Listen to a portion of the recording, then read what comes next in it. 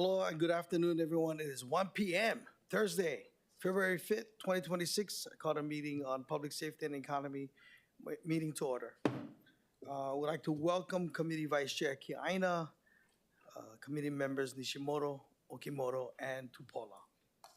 Pursuant to Section 92-3.7 Hawaii Revised Statutes, this meeting will be conducted as a remote meeting by interactive conference technology with the following procedures in effect for the meeting. Members of the public will be allowed to provide oral testimony on all items on the agenda in person in the council chamber and remotely when each item is taken up. As both English and Hawaiian are official languages of the state of Hawaii, pursuant to Article 15, Section 4 of the Hawaii State Constitution and Section 1-13 of the Hawaii Revised Statutes, members of the public may testify in either language. For testimonies offered in Olelo, Hawaii, additional time as may be necessary will be allowed for the testifier to provide an English translation of their testimony. Before testifying, each person shall state their name. Each speaker may not have anyone else read their statement and is limited to a 1-minute presentation on each item. All persons who have registered to testify in person will be called upon first. When the timer goes off, please conclude your remarks promptly. Persons who have not registered will be given an opportunity to testify following the registered testifiers. Once in-person testimony has concluded, I will proceed to remote testimony. All persons who have registered to testify remotely by video conference or telephone will then be called upon. When your name is called, please monitor your screen and activate your audio feed when prompt. For persons who are testifying by telephone only, I will identify you by the last 3 digits of your phone number. When your number is called, please listen for the prompt to unmute and press *6. When I call for anyone else standing by remotely, please utilize the Zoom raise hand button to indicate your desire to speak. For those joining us by telephone only, please press *9 to indicate your desire to speak. Some friendly reminders. Video conference from a quiet location if possible. If you're also watching the proceedings on Olelo, please mute your television when you are called to testify. When the timer on the screen reaches 0, please conclude your remarks. HR Section 92-3.7 requires all votes at remote meetings be conducted by roll call unless unanimous. Therefore, I will first call for objections. If there are any, I will call a roll call vote. Written testimonies, including the testifier's email address and phone number, will be available to the public as described on the posted agenda. As a courtesy, please turn off all cell phones for the duration of this meeting. All right, moving on to agenda item number 1, Resolution 26-11. This resolution confirms the reappointment of Debbie Elenecki to the Fire Commission of the City and County of Honolulu for a term to expire on December 31st, 2029. Members, I have distributed hand-carried proposed CD1 submitted by myself. The CD1 makes the following amendments.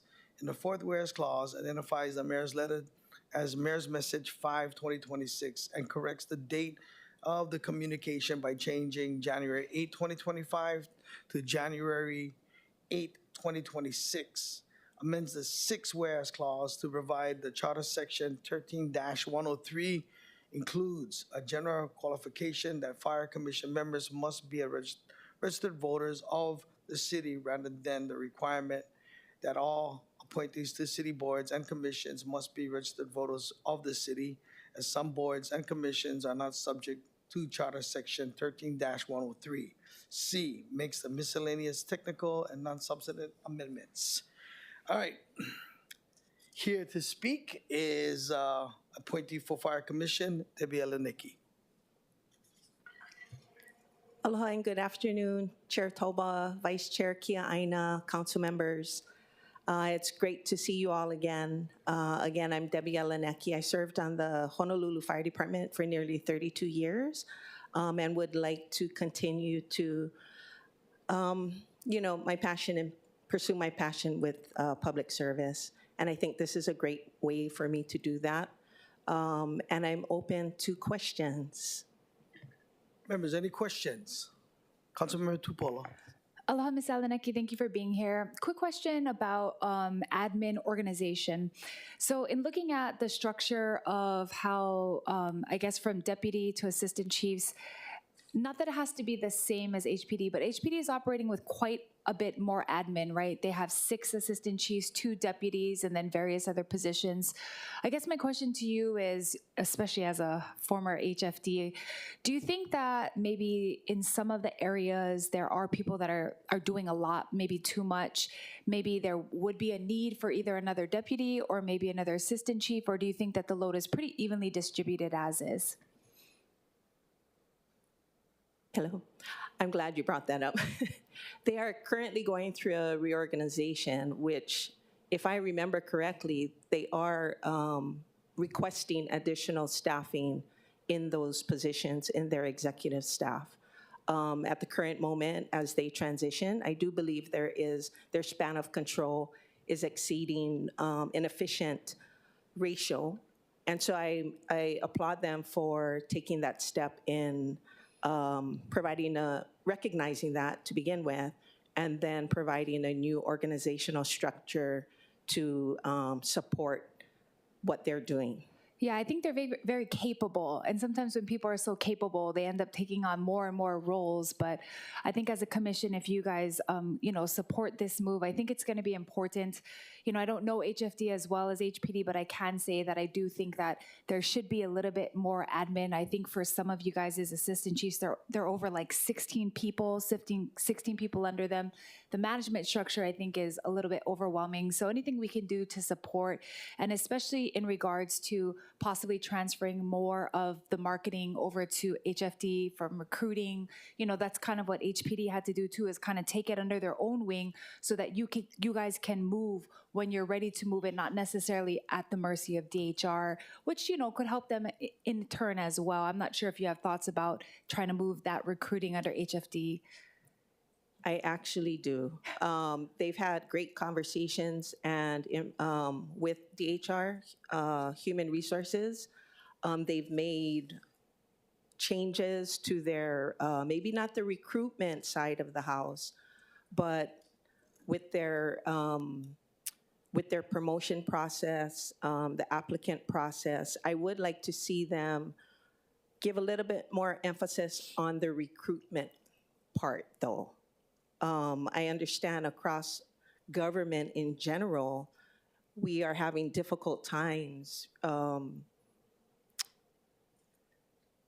bringing people in and encouraging people to join our organizations, and fire is not immune to that. So I have had preliminary conversations with them about that. It is on my checklist of things to follow up with them on. Yeah, no, that's great. I just think that as you serve this second term, it's a second term, right? Yes. Yeah, as you serve this second term, we need to get all the wisdom we can out of you. You are a gem. You are somebody that's been there, done that. I think if there are structural improvements that are needed, lead the way on the commission, advise us on how we can support you, because granted, HFD only has 30 vacancies, which is very, very low. We still think that things could be operating more efficiently. And if you have insight to that, we're here to support. So I'm glad you're still around, glad you're willing to volunteer again on the commission. And thank you very much for all your service throughout all the years. Thank you. Thank you, Chair. Also want to welcome Councilmember Cordero and Chair Waters to the chamber.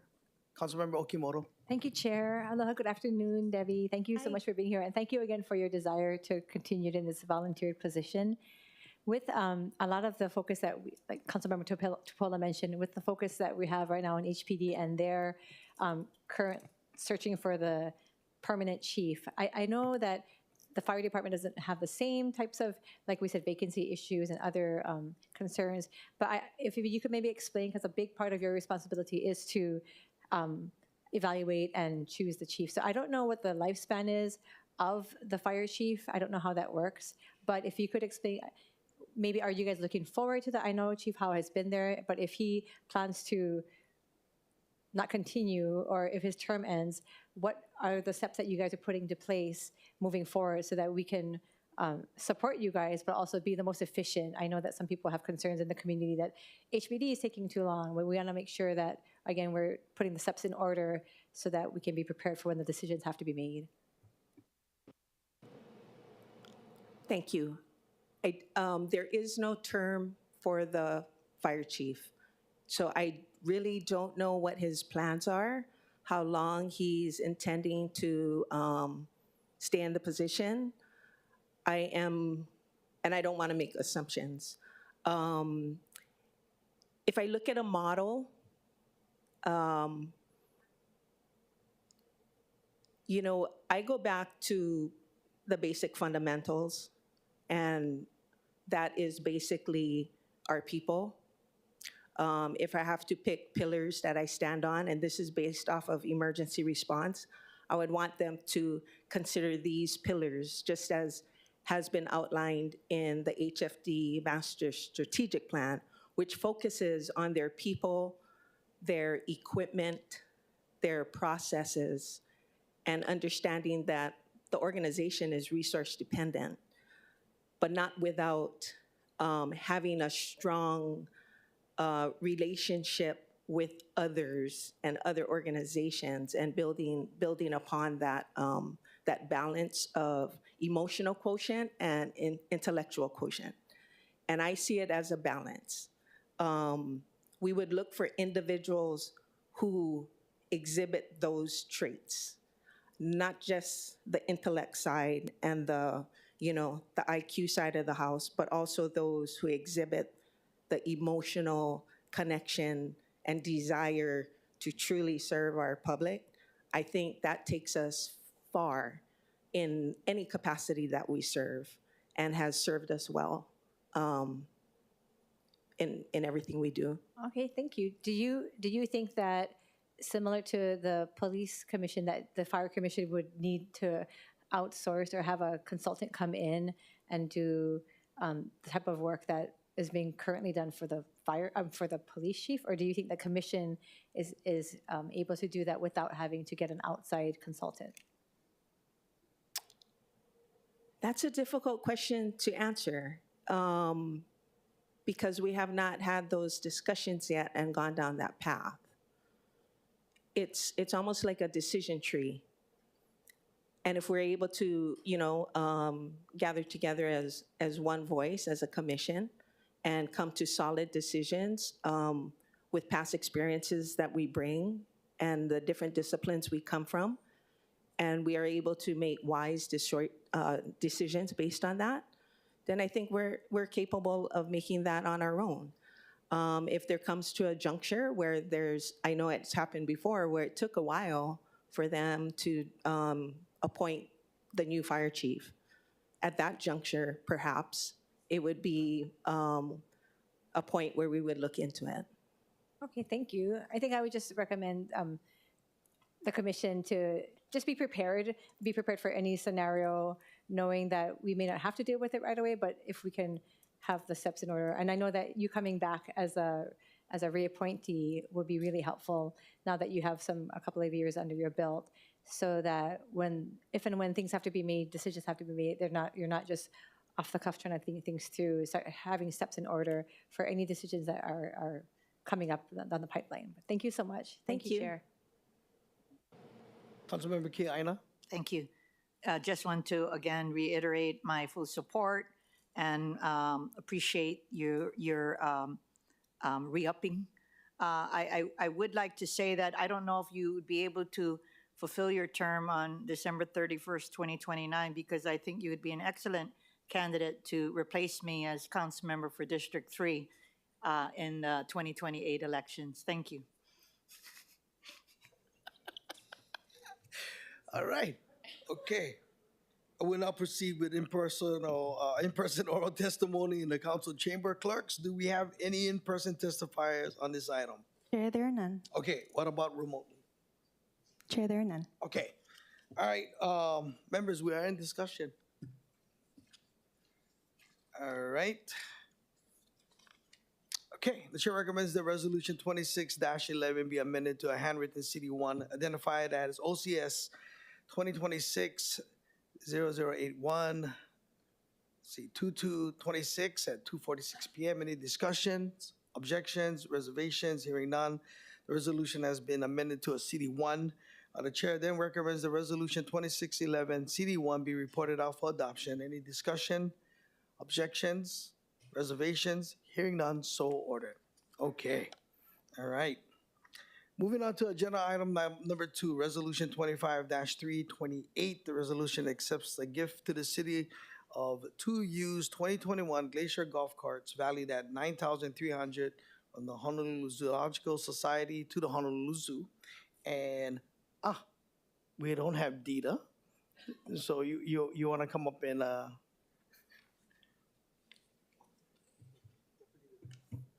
Aloha Chair and members, Vice Chair Kia Aina.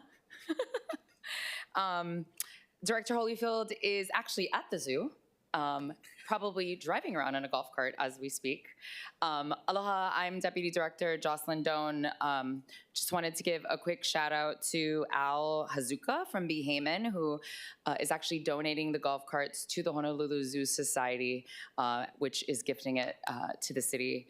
I know most of you have been to the zoo. We have it's over 42 acres, very large, some rough terrain. We have major needs constantly for new and golf carts and repairs to our carts. Director Holyfield and I have been spending a lot more time at the zoo recently. We've had significant and major and recent leadership changes there, so we're investing a lot of time in our staff. And one of the things that we've identified is there's a high need for updated carts and new carts. So super appreciative to Behaman and the Zoo Society for this gift. Mahalo. Any questions for the Deputy Director? Councilmember Kia Aina. Actually, it's actually a good question. I just want to make sure because, $9,300 is for 2. It's expensive. And I just want to make sure that you have training in place for the people who use the carts as well as maintenance, because the long-term maintenance of these carts. Can you tell me about that? Such a good and relevant question. So actually, we have had a few incidents with some of our carts recently. And so Director Holyfield is going to have a driving test and training for all of the staff at the zoo who use golf carts. They do not have a mechanic that is situated at the golf course, but there are staff there on the maintenance team, depending on what the repair that is needed. So for example, we had a golf cart that needed a tire repaired last week, and our maintenance team was able to do that. But for more serious mechanical issues, we either need to send our mechanic. We have one mechanic at Building Services at the Blaisdell. So now he's been going over there regularly to make sure that we're doing maintenance on the cart so that, we don't end up in a situation where the carts cannot be fixed down the road. So super good question. It's things that we are working on. It's actually things that the director herself is working on because we've identified it as an issue. Thank you for that. And kudos to both of you for continuing to get a lot of funding through individual donors, through the Zoological Society to get to help you in what you need to do at the zoo. Mahalo. Okay. Anybody else with questions? I want to welcome Councilmember Dos Santos Tam. All right. Well, Thank you. We'll now proceed to in-person oral testimony in the council chambers. Clerks, do we have any in-person testifiers on this item? Chair, there are none. What about online? Chair, there are none. Okay, members, we are in discussion. Okay. All right. The chair recommends that Resolution 25-328 be reported out for adoption. Any discussion, objections, or reservations? Hearing none, so ordered. Okay. Moving on to Resolution 26-15. This resolution accepts a gift to the city valued at $10,860 from the 200 Club to fund the Honolulu Fire Department's manager and Employee of the Year luncheon and award ceremony. And I believe we have Battalion Chief Hong here from each of the.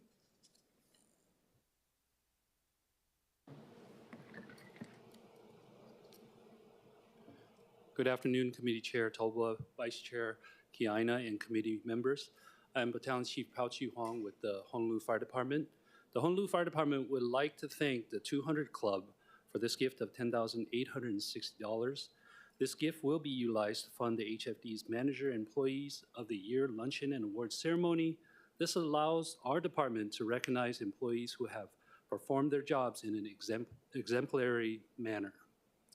The Honolulu Fire Department sincerely appreciates the 200 Club's generosity and support. Any questions for the testifier? All right. Now proceed with in-person testimony in the council chamber. Clerks, do we have any in-person testifiers for this item? Chair, there are none. Okay. Anybody online? Chair, there are none. All right, members, we are in discussion. All right, the chair recommends the resolution 26-15 be reported out for adoption. Any discussion, objections, reservations? Hearing none, so ordered. Okay, moving on to the next item. 2616, the resolution accepts a gift to the city valued at $15,000 from the deputies to fund the Honolulu Fire Department's Explorer and Scholarship programs. And again, from HFD, Battalion Chief Wong.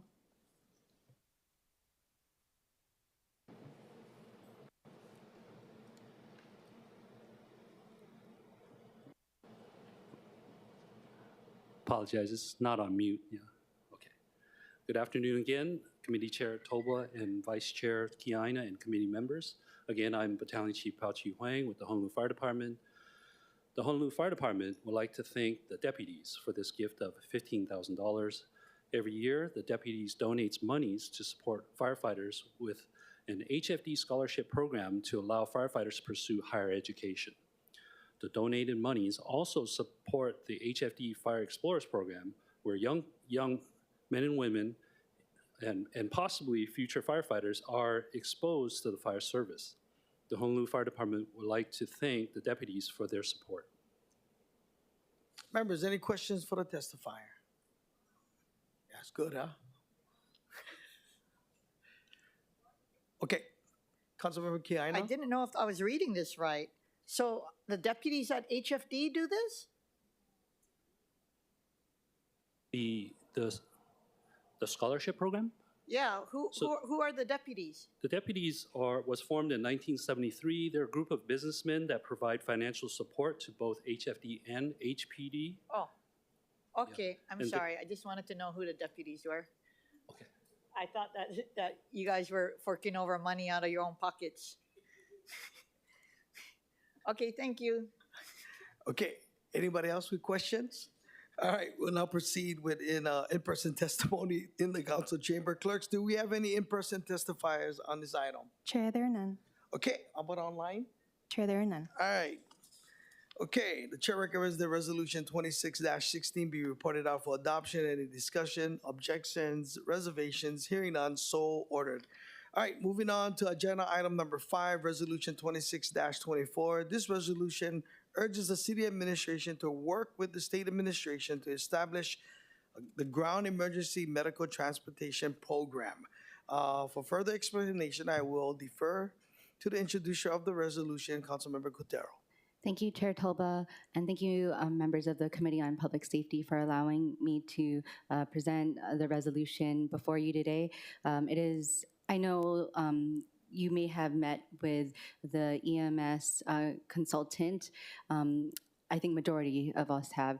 And so this basically supports the discussions that hopefully EMS will have with the Department of Human Services at the state to support the ground emergency medical transportation, which will need to be state administered, meaning the state has to agree for Honolulu to participate in this initiative. And this initiative will help cover the the different funding costs that may provide gaps that EMS may currently have through lack of payment. And I know that the focus from the state and DOH and DHS before was a focus on quality of care. And now that the city has fully undertaken the EMS program, EMS and ambulance, we want to be able to ensure that we take advantage and leverage federal funds to support both the operations and maintenance of EMS. Thank you. All right. Here from the administration is Director of Department of Emergency Services, Dr. James Ireland.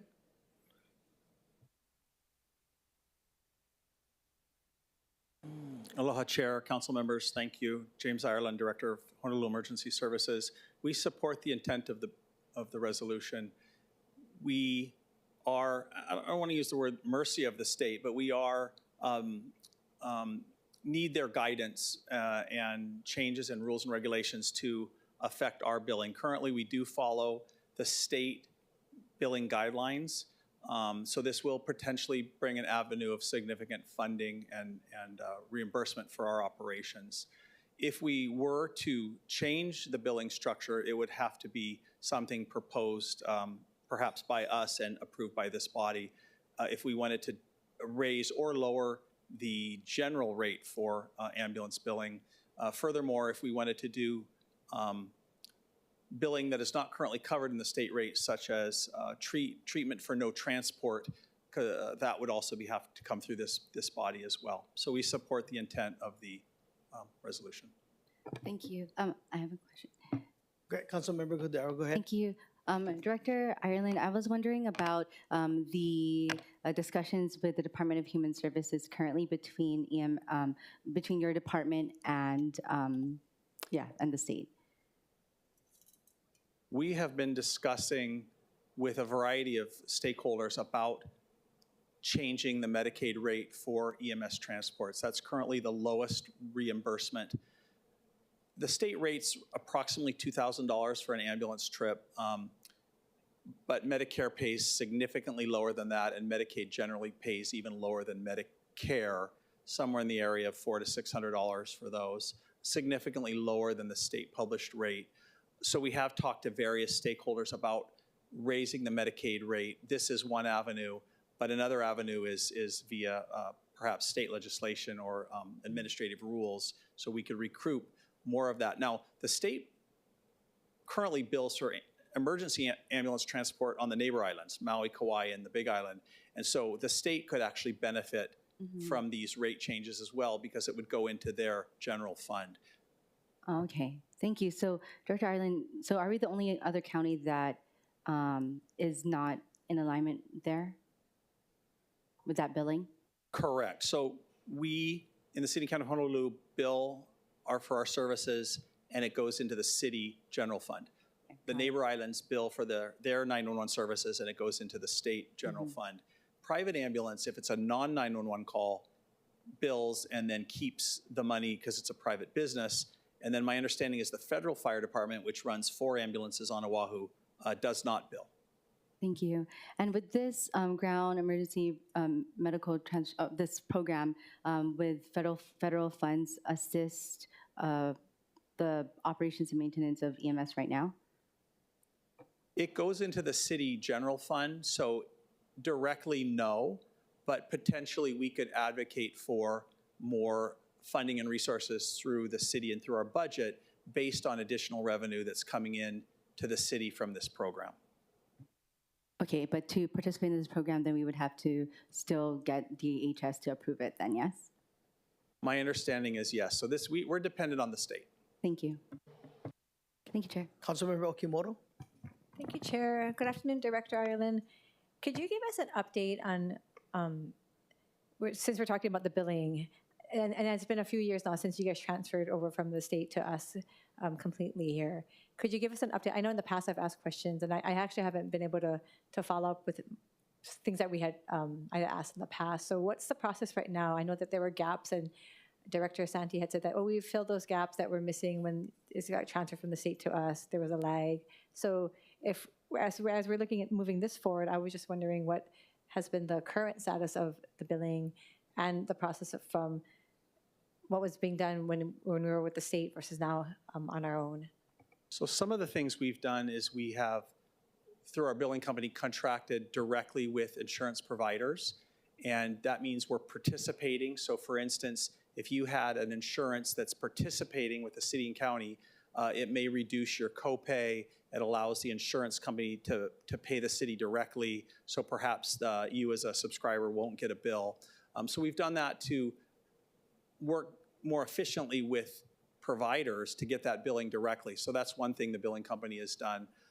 Again, with Medicare and Medicaid rates, as well as other government-based insurances like TRICARE, they pay what they're allotted to pay, and right now we don't have a lot of choice in that.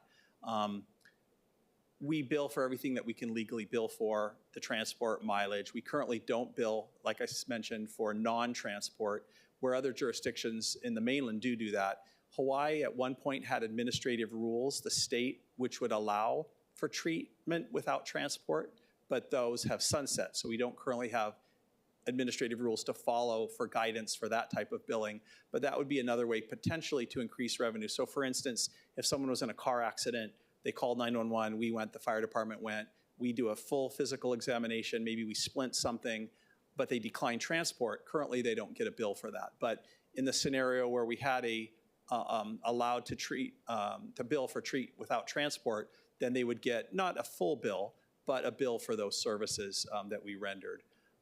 So that treat no transport's done in other jurisdictions, but we don't currently do, but we are looking into that and what's reasonable and fair and covered so we don't overly burden our residents. Other jurisdictions, the other thing they do is have a split rate where residents of a jurisdiction who fund the service with their tax dollars get one rate and people who don't live in the jurisdiction get another rate. That's something we also don't do in the state of Hawaii. Everybody gets the same rate. So these are all things that we're looking at. But I can say with the billing, previous gaps have been closed. I believe we're on track for about 42 million for this year. I'm going to get back to you to make sure that number is accurate, but I believe that's what our annual billing is currently. Thank you. I would like to see if you could give me the updated numbers. That would be really helpful. Thank you. Thank you, Chair. Okay, anybody else with questions? All right, and we'll now proceed with in-person oral testimony in the council chamber. Clerks, do we have any in-person testifiers for this item? Yes, Chair, we have one standing by.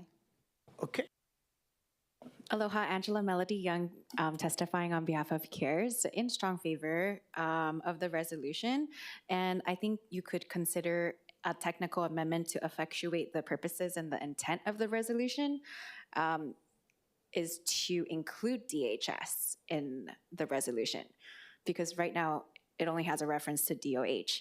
And then also you could consider an amendment of creating a task force with the county's Office of Emergency Services Department, the State Department of Health, and the Department of Human Services, because the Medicaid and the Quest integration, it is managed, the Quest division is managed by Department of Human Services, which also manages the SNAP food stamps. So DHS covers a comprehensive like benefits package for low-income families, individuals with disabilities, and DHS works with DOA, the federal level, to get a federal grant to be administered for farm-grown, agriculturally sourced, locally sourced foods, fresh produce for low-income families. And so by getting everyone to come to the table, I think that really helps to effectuate what you're trying to do.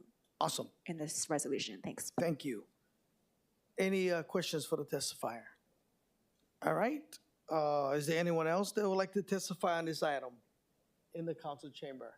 Chair, there are none. Okay, what about online? Chair, there are none. All right, members, we are in discussion. Councilmember Kiaina. Thank you. Thank you, Chair. I did meet with the advocates for this measure, and I also, similar to the administration, support the intent. I do have to say that I was not comfortable with the vendor coming to advocate for this because I feel that it's a conflict of interest because they stand to benefit from it since they actually manage our current system. And so all I would just say is that when it comes to increased federal funding, which I fully support, and changes that may be necessary at the state, I would prefer that we hear it directly from the administration on your recommendations on whether to do it. And that's my only concern, is that that is not the job of a vendor to be coming to see council members to try to tell the state what to do. I gave them my own recommendations, and I care about efficiency in how this is done, but the appropriate parties, because it should be the administration who speaks on this issue. And council member, I share your concerns and I have the same, and I actually let them know that. they do stand to make significant money from this. And I'm told what they, I promise maybe isn't the right word, but what they suspect we will get. But I want to check those numbers out. I still support the intent of the resolution, but this is eventually, if it goes through, may have to go to procurement, and there's going to be a lot more scrutiny. So I think at this level, advocating for it in this form is again, I support the intent, but when we get into the details, there is gain to be made by a vendor, and so we have to look very closely to see what the gain will be for the city and the amount of money they will get and the amount of work that somebody's going to have to do to procure all this. So there are some details that need to be sorted out, but at this level, I think it's not unreasonable for me and from the administration to support the intent of this resolution. Thank you. And I just needed to say that openly because moving forward, it would behoove them not to be doing what they're doing. Thank you. Thank you. Anybody else with questions? Okay, thank you, Director. All right, the chair recommends that resolution 26-24 be reported out for adoption. Any discussion, objections, Reservations, Chair. reservations? Thank you. Okay, reservations with Councilmember Okimoto. All right, hearing none, so ordered. All right, moving on to agenda item number 6, resolution 26-25. This resolution commends the members of the Honolulu Police Department and its leadership for adopting clear policies to ensure transparency and accountability while maintaining public safety. For further explanation, I will defer to the introducer of the resolution, Council Chair Waters. Thank you so much. Resolution 26-25 is about recognizing what is already working and lifting up standards that help build trust between our community and those who serve it. This resolution formally recognizes and commends the Honolulu Police Department for its current policies that reinforce transparency, accountability, and public trust. HPD has clear written guidelines that matter in real everyday interactions.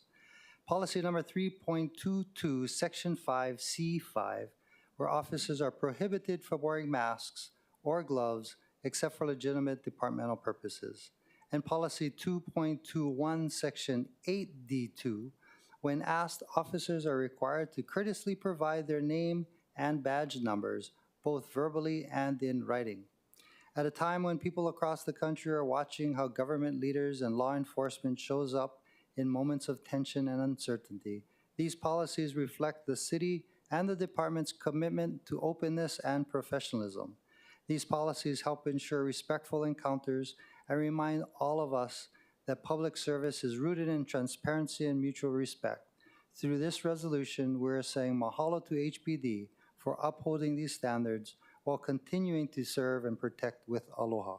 We at the Council hope that all law enforcement operating in Honolulu, whether city, state, or federal, will adopt and uphold similar standards. I do want to point out that I read the testimony where some people are saying we're not going far enough. I did research through the Office of Council Services as well as my staff, and it appears that we cannot pass a law ordering the federal government to do something. We are preempted by the Supremacy Clause. While I do understand that people want us to go further, I think the fact that our law enforcement agencies, HPD, have policies already on the books. I do also want to point out that apparently there's a couple bills at the legislature currently trying to pass a law that would require federal agents to wear a mask, and we'll leave that to them. Thank you. Thank you. Interim Chief Vanek, you want to say a few words?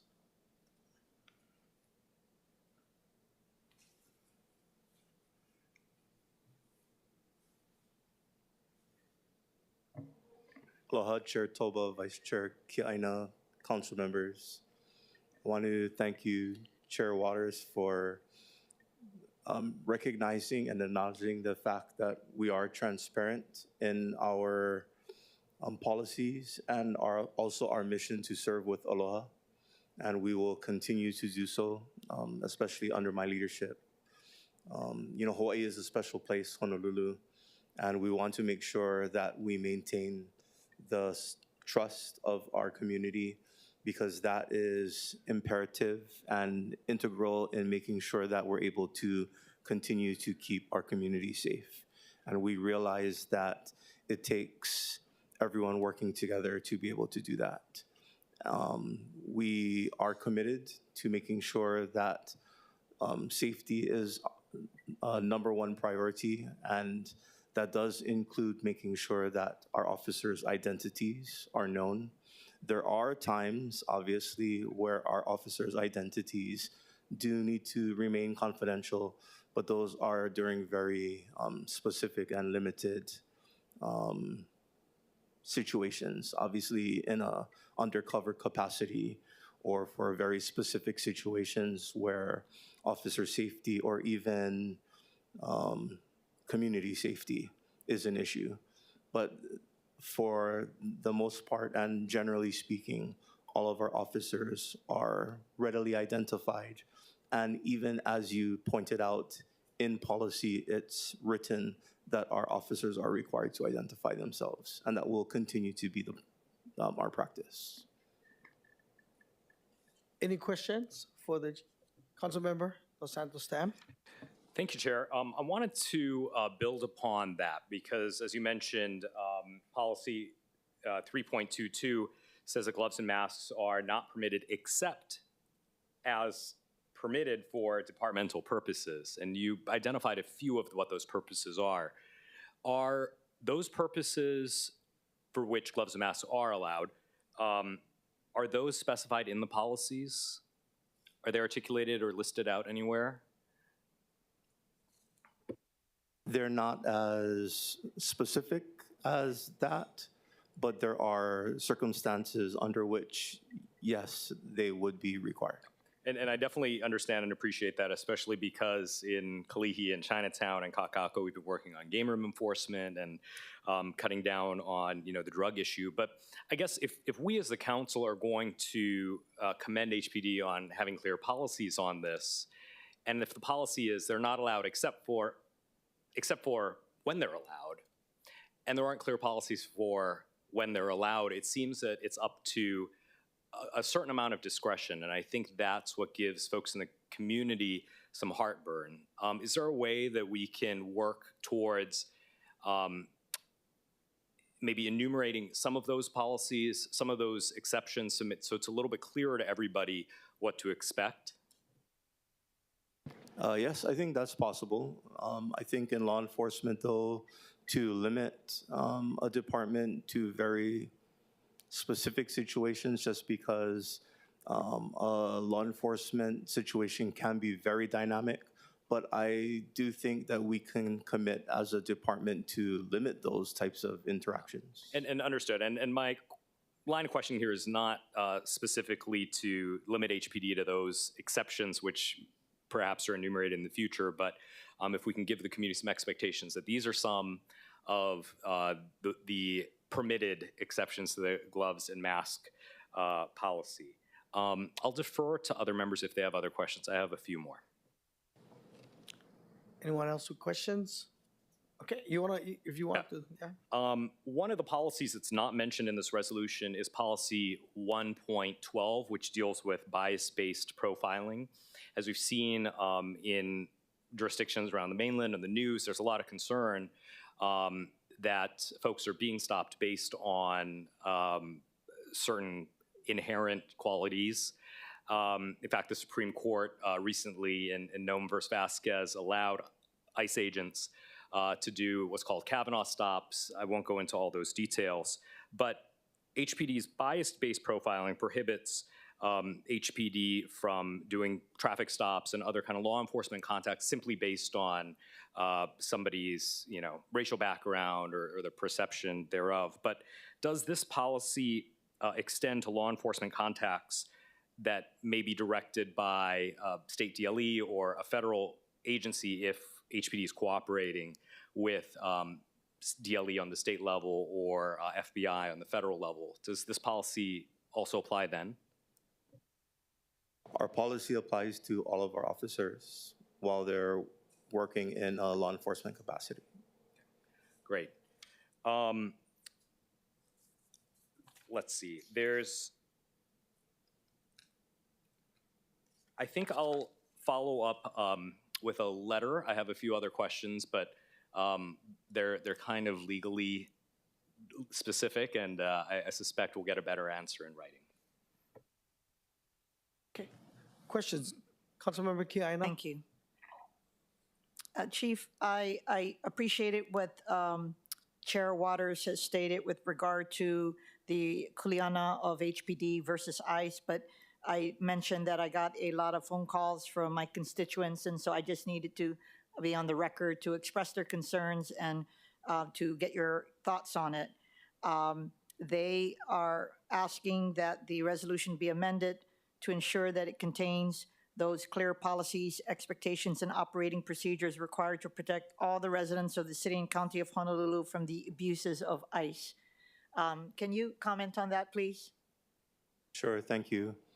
So while the Honolulu Police Department has the ability to enforce all laws, federal, state, and city laws, federal agents, specifically ICE, their primary duties and responsibilities and concerns are to enforce federal laws, which include immigration laws.